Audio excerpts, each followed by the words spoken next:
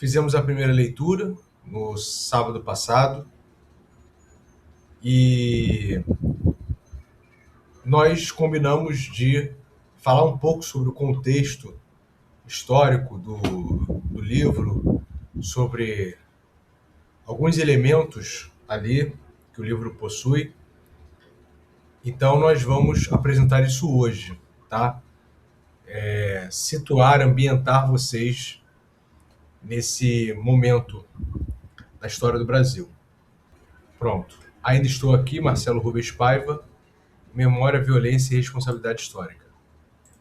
Nós temos a belíssima cidade do Rio de Janeiro. Então vamos lá. Dani. Particularmente, eu vou iniciar falando humildemente que os meus slides são muito bonitos. Olha a foto que a minha inteligência artificial fez. Passa aí, professor, por favor. Essa cidade do Rio de Janeiro maravilhosa. Ah lá, coisa linda, né? Não é fidedigna, né? Mas parece muitos pontos do Rio. Isso aí, mas é uma ideia, né, de Rio de Janeiro, as belezas naturais que nós temos, né? É muito importante, toda vez que a gente vai fazer um estudo de livro, porque a gente não está aqui só lendo, a gente está fazendo um estudo, a leitura junto com o estudo.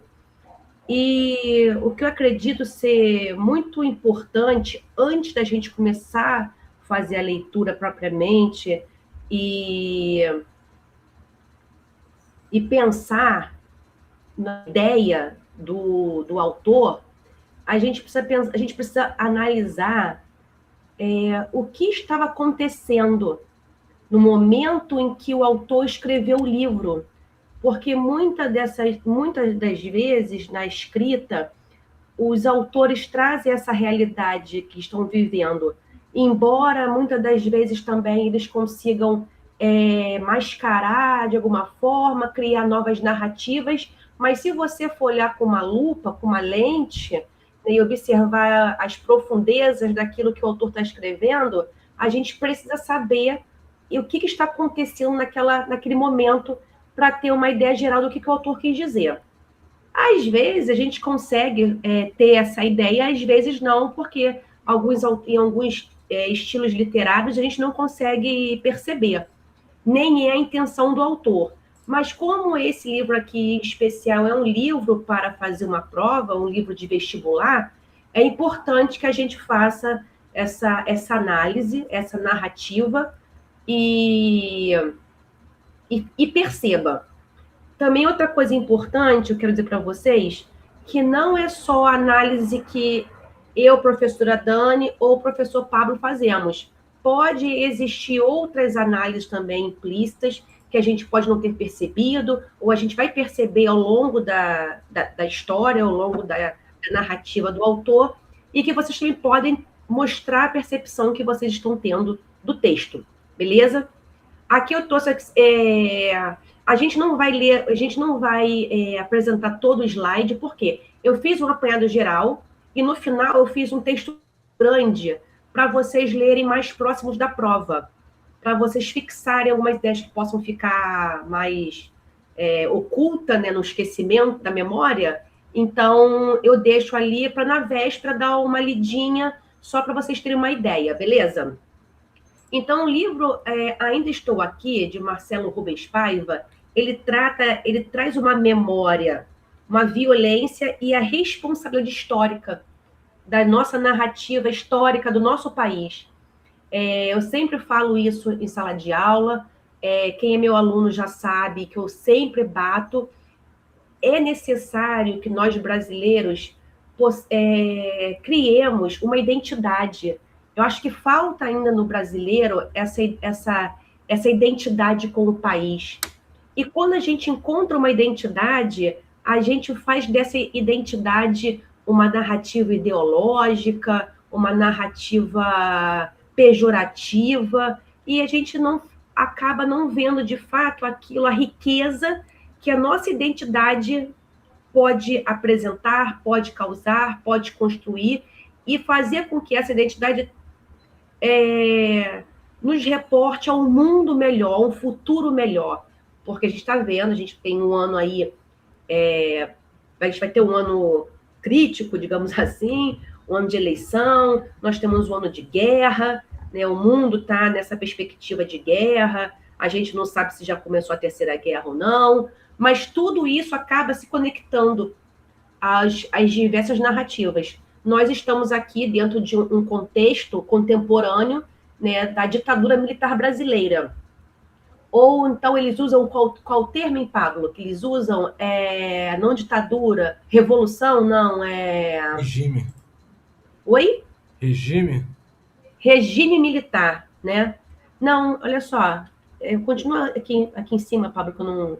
Aí, por favor, obrigada. Então, assim, a obra Ainda Estou Aqui, de Marcelo Rubens Paiva, constitui um dos mais significativos testemunhos literários contemporâneos sobre a experiência histórica da ditadura militar brasileira. Aí tem que saber um pouquinho de história, que a gente não vai entrar profundamente na história desse momento, desse período, tá? Que começa em 64 e 85. Muitos aqui presentes não passaram por esse período no país, mas muitos passaram também. Então, a gente tem aqui o público que viveu a ditadura e o público que não viveu a ditadura e vive da narrativa dos historiadores, da literatura.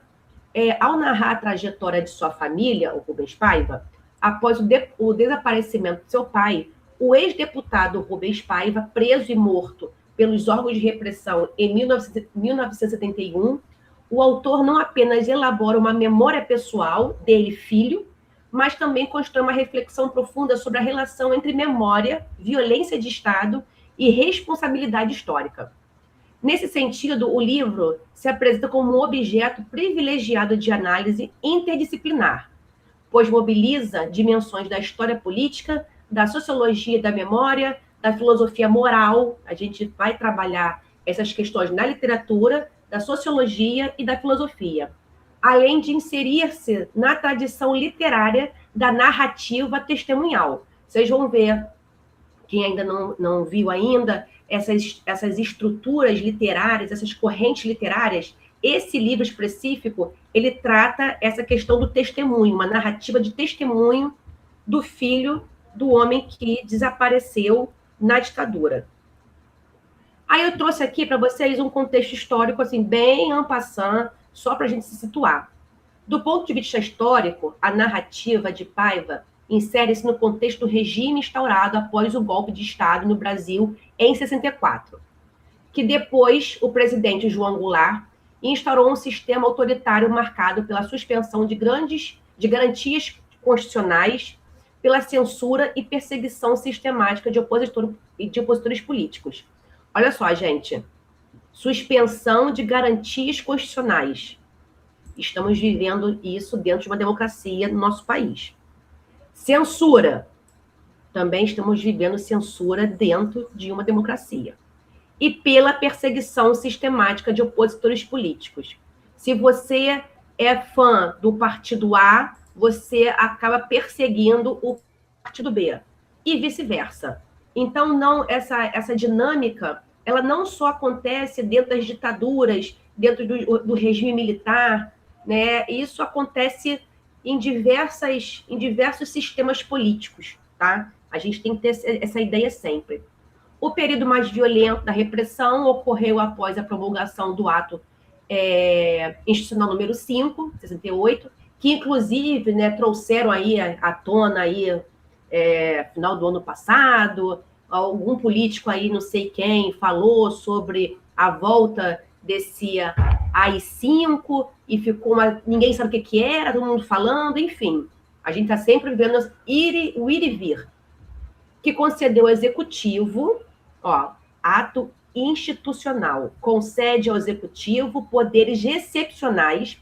O que é o poder executivo? Vocês precisam saber que existem 3 poderes na nossa realidade, que é o quê? Executivo, legislativo e judiciário. O executivo é aquele que executa as normas, as regras, as leis elaboradas pelo legislativo.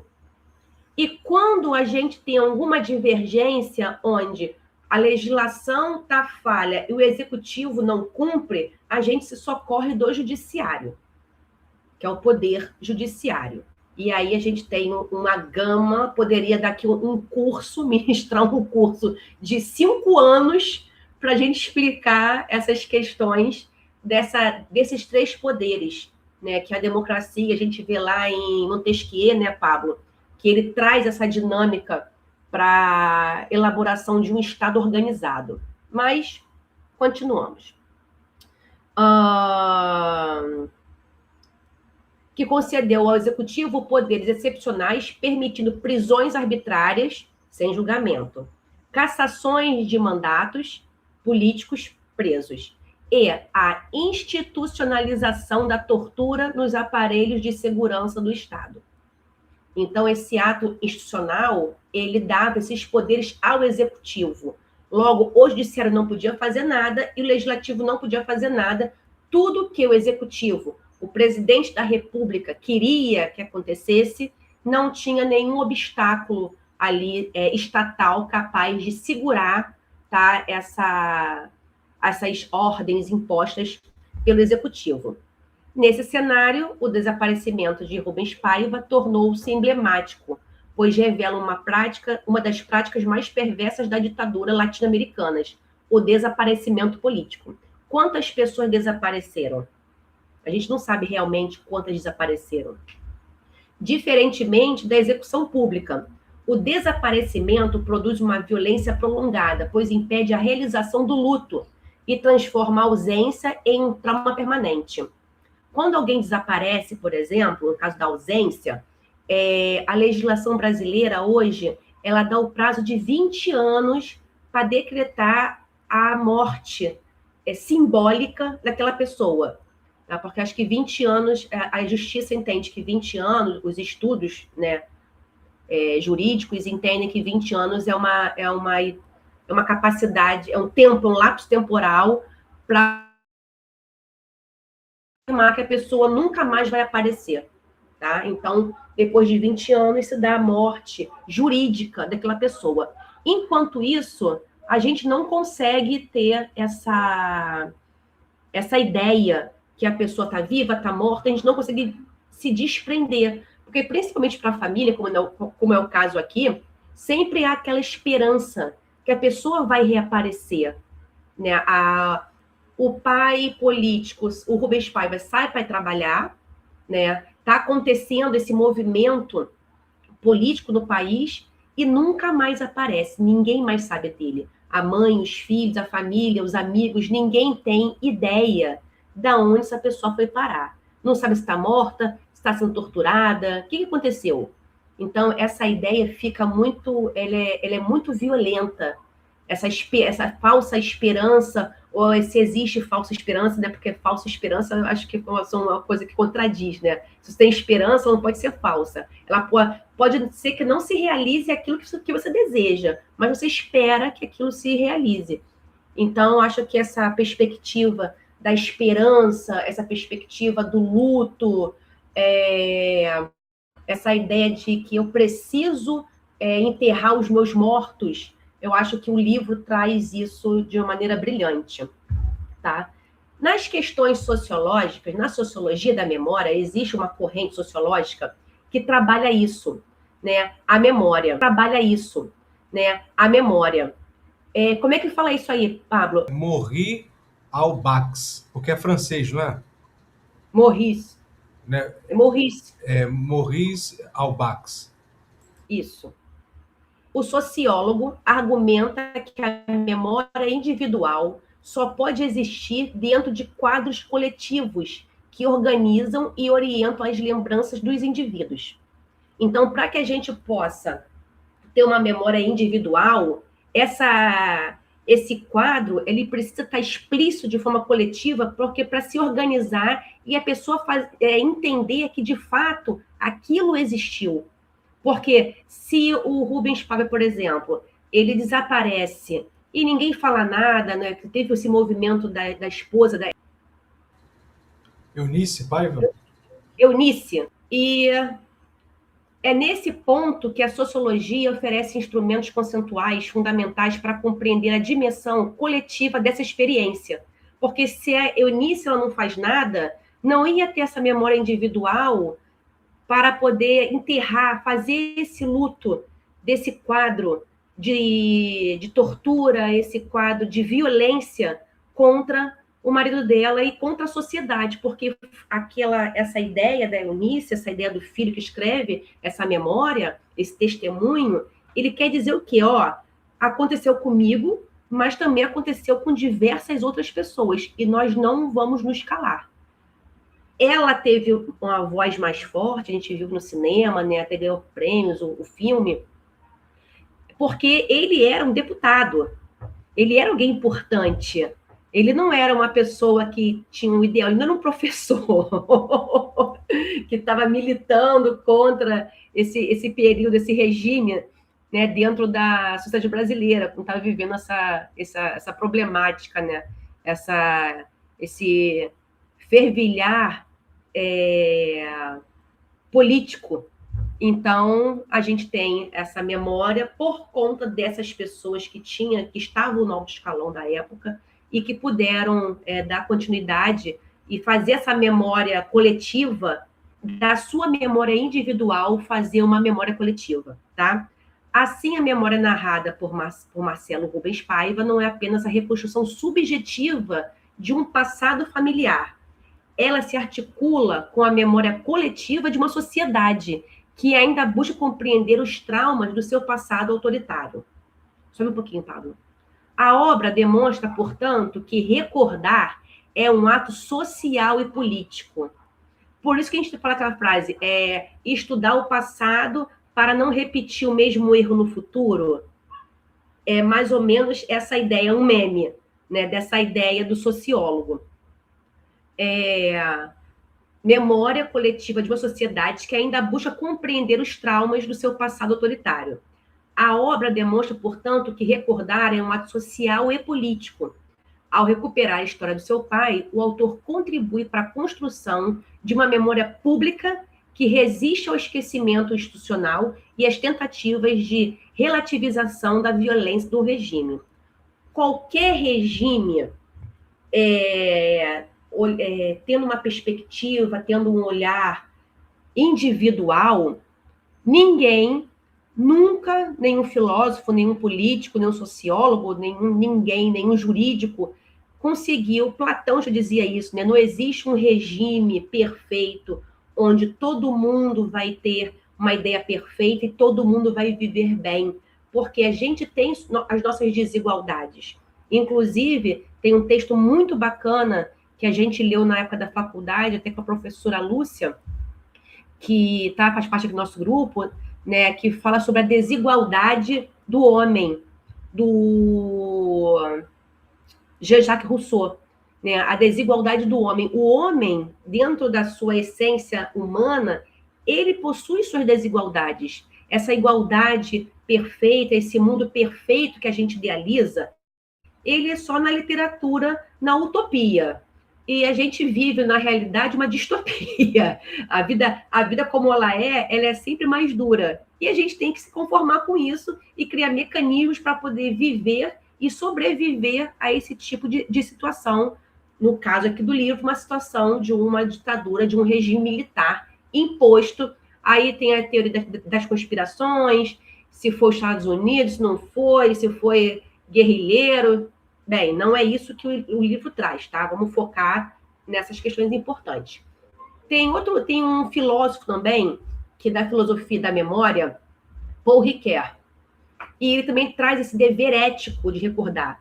Recordar, na psicologia, algumas pessoas trabalham com essa perspectiva de recordação, tá? Mas nem sempre as pessoas estão dispostas a recordar seus traumas. E cada um se atualiza ou se ressignifica de acordo com a sua capacidade de digestão daquilo que vive. Uns gostam de recordar, outros preferem viver aquilo, viver um luto e botar num quadradinho, numa caixinha na memória e nunca mais tocar naquilo. Isso aí é uma outra questão. Mas para uma história política, uma história do nosso país, o importante é que a gente recorde sempre, porque a nossa memória social, a nossa memória política, pública, ela é muito pobre. A gente esquece de tudo. Porque o político tal, se você for pensar, andar um pouquinho para trás na história, eu estou falando de andar um pouquinho para trás, 10 anos, 5 anos, 2 anos, a gente já esquece o que aquela pessoa fez, e aí ela está repetindo e parece que é uma novidade. Sabe? Fulano fez isso, mas ele vem fazendo isso ao longo da história política dele, e por que a gente não percebeu isso? Por que a gente continua votando num cara desse? Então, esse dever de recordar é também um ato social, político e cidadão, tá? Dever da memória. O filósofo Paul Ricoeur, em suas reflexões sobre memória e história, sustenta que a recordação constitui um dever ético das sociedades que enfrentam experiências de violência política. Na Europa, nos Estados Unidos a Guerra Civil, eles comemoram, né, essa data, não comemoram, mas refresca a memória social, que houve uma guerra interna entre os seus se matando. Então, essa necessidade de reconstrução para lembrar, isso é um dever ético e é um dever político. Paul Ricoeur, o trabalho da memória está intrinsecamente ligado à busca por justiça, pois relembrar é recordar as vítimas e restituir sua dignidade histórica. Na obra Ainda Estou Aqui, podem ser compreendidas como práticas de justiça simbólica, tá? Uma vez que transformaram a narrativa literária em um espaço de reconhecimento das vítimas da repressão estatal. Então, aqui uma justiça simbólica, tá? O filósofo tem essa perspectiva da busca pela justiça, recordando aquilo como um dever ético, beleza? E no livro a gente tem essa justiça simbólica, esse refrescar da memória. Quando a gente traz esse filme, a gente traz esse livro para ser estudado, para ser lido dentro de um vestibular, o que se quer é uma justiça simbólica, que a gente tem essa perspectiva que é preciso fazer esse lembrar. Esse lembrar também é justiça.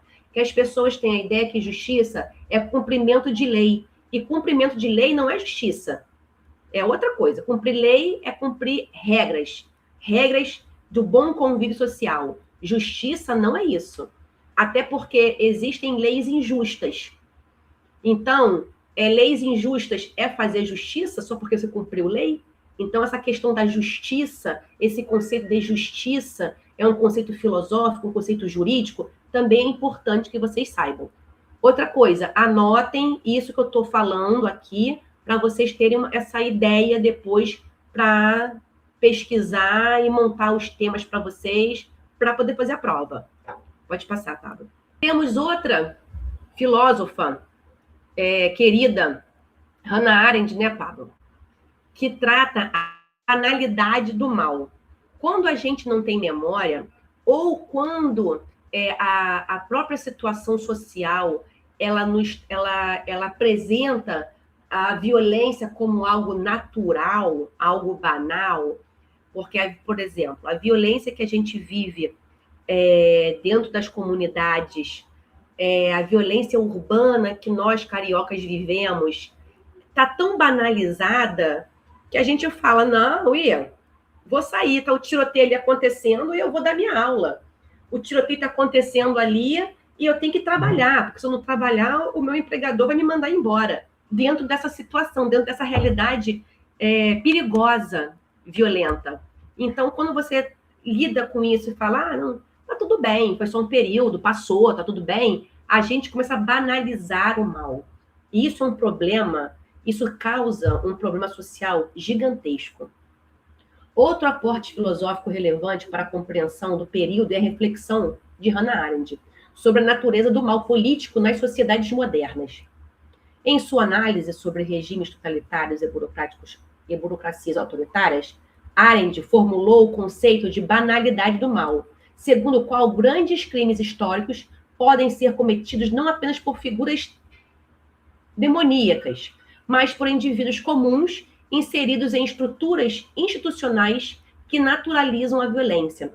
Hannah Arendt, para quem não sabe, gente, ela era alemã, mas ela era de nação judia, e ela foi perseguida pelo nazismo, né? Então, por exemplo, você tem um vizinho que não é judeu, mas que é alemão, e que concorda com aquele regime da ditadura alemã da época, e simplesmente denuncia o seu melhor amigo pelo simples fato dele ser uma pessoa judia, um judeu. Então, essa banalidade, ela não acontece só com as autoridades, porque a gente pensa em ditadura, a gente pensa em assim, exército brasileiro, a gente pensa numa instituição. Só que não é só isso. As camadas são muito mais profundas, porque o indivíduo, a pessoa, o indivíduo de forma unitária, ele também consegue praticar essa violência com o outro. Quantas pessoas também não foram denunciadas? Você pega o telefone, denuncia, fulano aqui, tá conspirando contra o regime. Bate aqui, dá o endereço e bate o telefone. Depois de meia hora, bate a polícia na minha porta, me leva, eu não sei nem por quê. Então, assim, o que essa pessoa tem noção, tem consciência do que ela está fazendo? Real? Daquela, ou é só um malzinho, tipo, nem gosto do meu vizinho, ele tá aqui falando, tá militando aqui, e não é bacana isso, eu vou denunciar ele.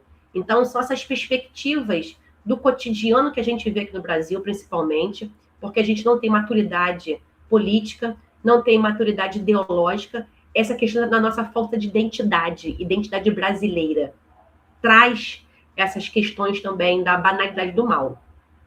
No contexto da ditadura brasileira, essa reflexão permite compreender como agentes do Estado, militares, policiais e burocratas, que participaram de práticas repressivas que se tornaram rotineiras dentro do aparato estatal. Então, era todo dia, para quem não estava de acordo com as novas ordens, né, o AI-5, por exemplo, poderia ser um alvo fácil para sofrer esse tipo de silenciamento. A violência como sistema.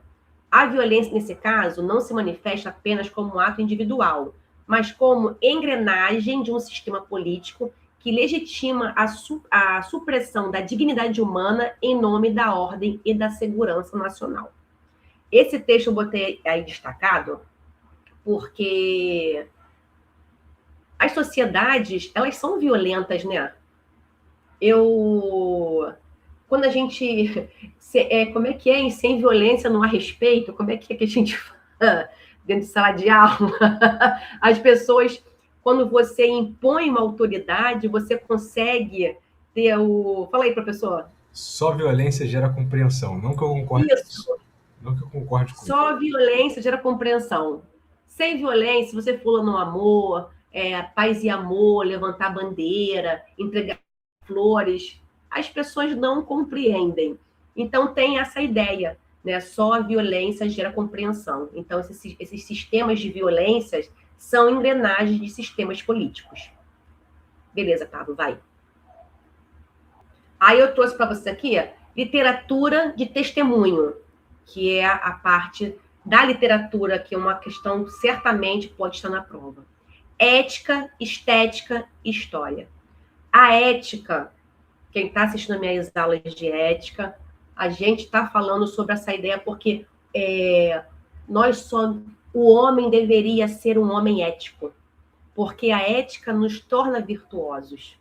Se eu não tenho ética, se uma sociedade é uma sociedade sem limites, é uma sociedade viciosa, ela acaba pecando na falta de ética, e essa falta de ética gera muitos transtornos, gera até violência. No plano literário, ainda estou aqui, insere-se na tradição da chamada literatura de testemunho, um gênero que emergiu com força no século XX, a partir das experiências traumáticas de guerra, genocídios e ditaduras. A gente tem aqui no século XX 2 guerras mundiais, a primeira e a segunda. Fora Guerra Fria, fora as ditaduras, fora as ditaduras chinesas. A gente tem o século XX é um século muito sangrento na história humana. As pessoas falam da Idade Média, né, como Idade das Trevas. Eu acho que o século XX conseguiu barrar as perseguições da Idade Média, porque o que se morreu, o que se matou, em nome de quê, não está na história. Eu acho que, eu acredito, não sei, não sou historiadora, mas o século XX ele foi um século bem pesado. E eu não sei se esse iníciozinho do século XXI a gente vai começar repetindo a história do século XX com uma outra guerra. E uma guerra muito mais medonha, uma guerra muito mais violência, porque estamos trabalhando aí, vimos uma bomba nuclear ser estourada no século XX. Então a gente tem a literatura de testemunho. A gente vê nas séries, nos filmes, filmes apocalípticos, quando acaba tudo, quando o homem dá aquela resetada, aquele reset da civilização, existe alguém com um bloquinho na mão, uma caneta, narrando, contando ali o que está vendo, o que está acontecendo, para ficar nos anais da história. Para quê? Porque lá na frente a gente não repita as mesmas coisas que aconteceu naquela nossa realidade.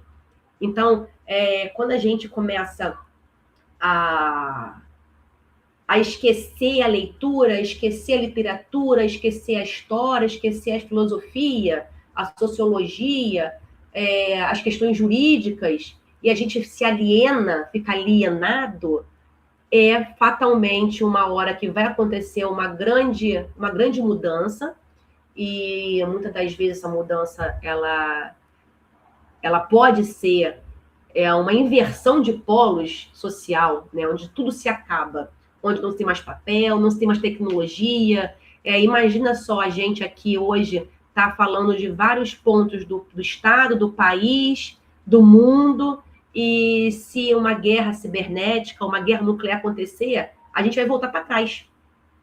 Como dizem os meus alunos do sexto ano, tira daqui para frente, só para trás. A gente tem que ter essa ideia. E como a gente faz isso? No momento que está acontecendo, a gente faz esse registro, traz esse testemunho, e uma coisa importante também que precisa ser refletida e ser analisada. Quem escreve está dando, não consegue ser neutro, imparcial.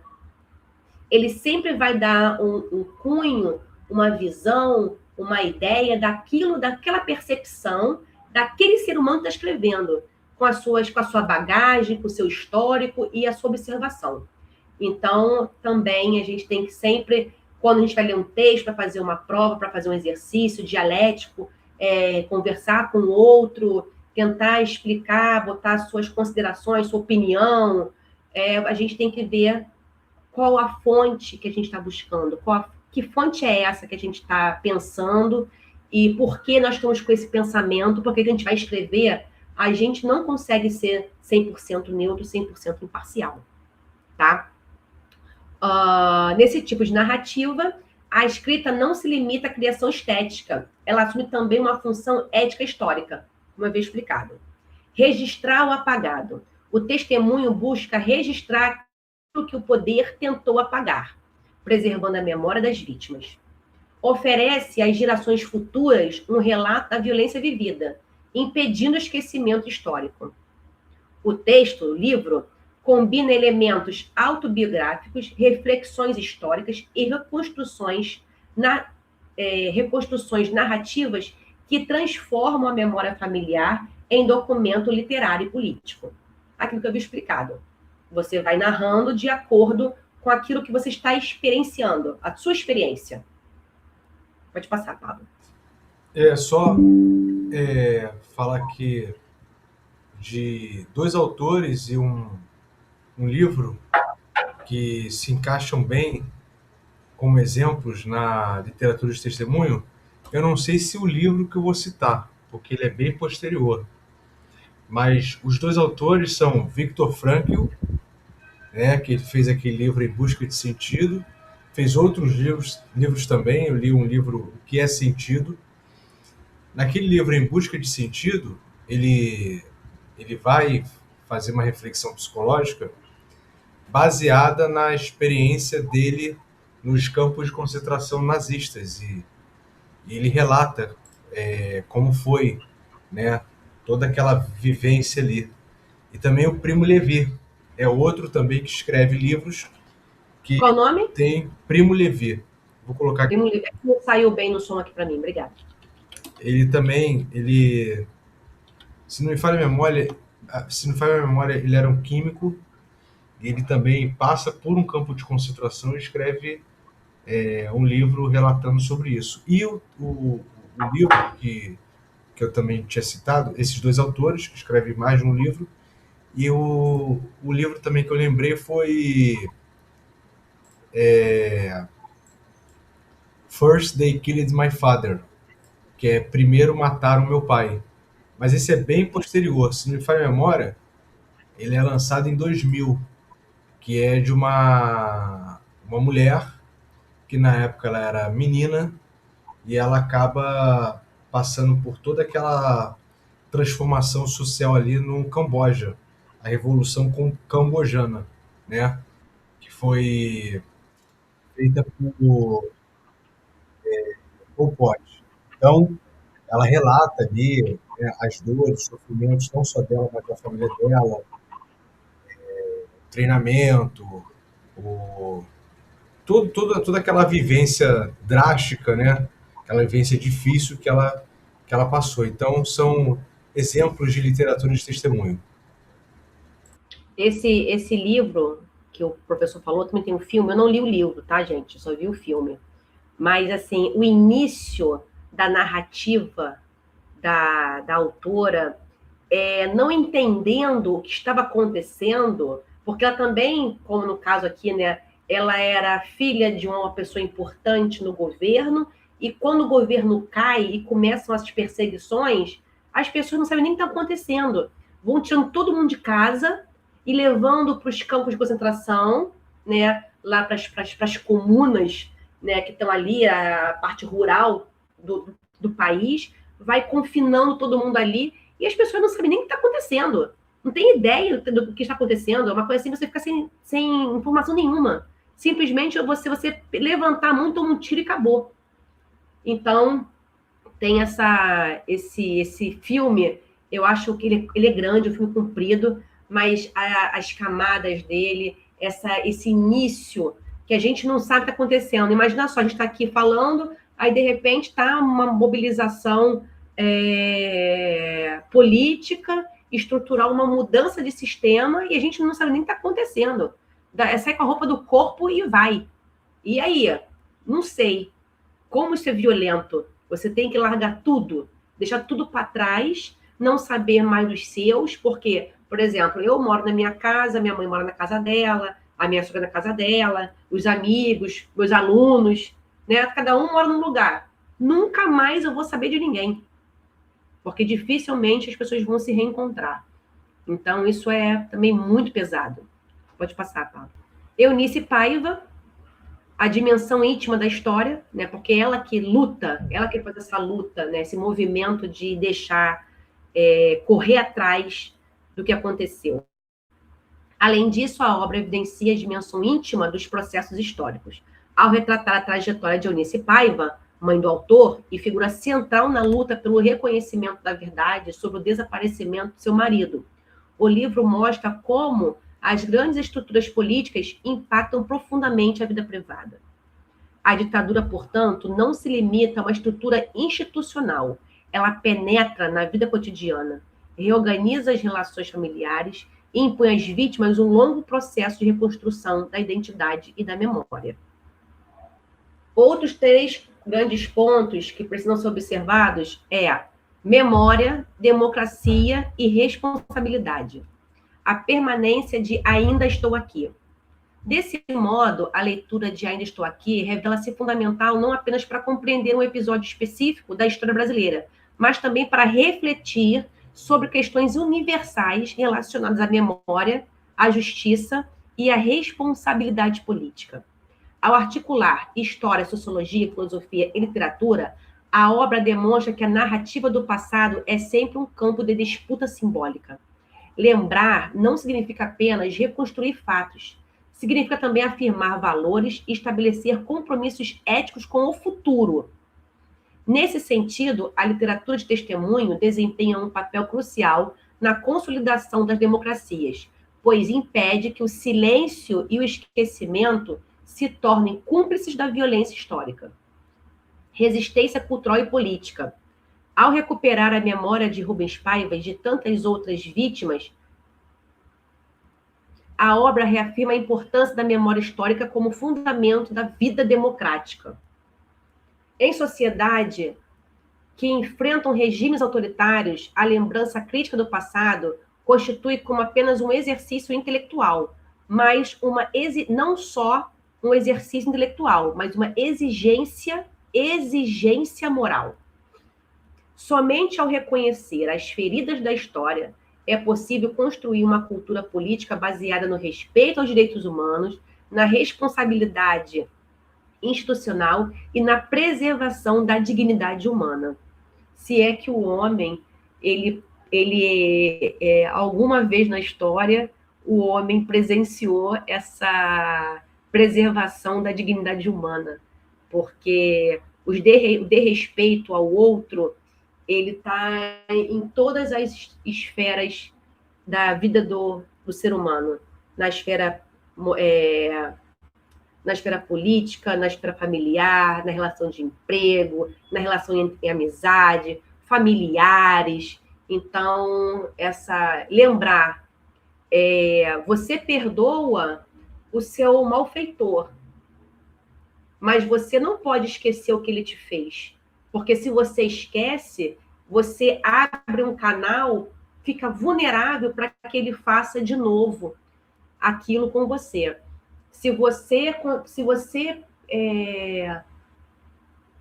precisa ficar perto dessa malignidade, tem que ter muito cuidado para ela não te consumir, porque é muito sutil, é uma linha muito tênue de você se deparar um momento estando no lugar agressivo que um dia você foi agredido também. Se me violentaram, também vou violentar você.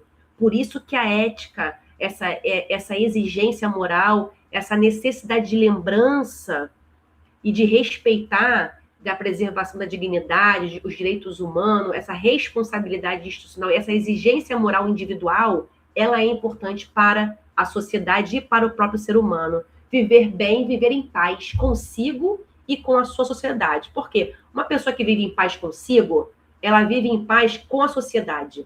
A pessoa que não consegue ter essa paz interna, nas suas relações internas, ela transfere isso, ela acaba transferindo isso, essa relação para o convívio social, e isso é um outro problema. Pode passar, porque estou falando muito, já são 7 horas. Aí, daqui para baixo, esse é um card muito grande.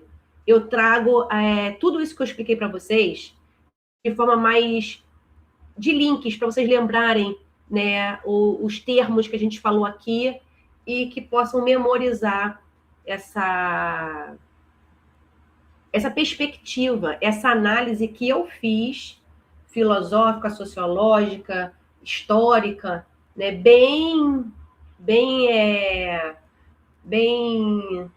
não aprofundada como deveria ser feita, porque a gente não tem tempo para isso. Mas é para vocês terem uma base, uma situação local, por que ele escreveu isso, como ele escreveu isso, quais foram as influências que o Marcelo teve para poder escrever esse livro. Então, esse é um panorama bem geralzão, tá, gente?